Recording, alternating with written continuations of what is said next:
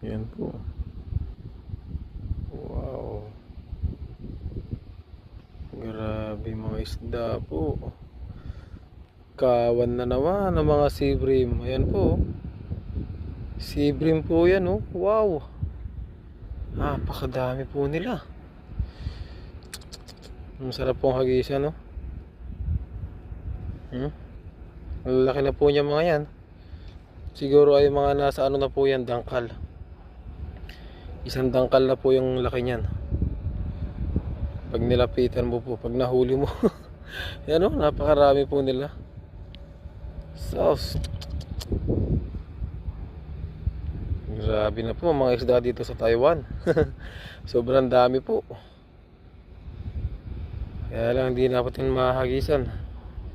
Yan, dahil malalim po dyan.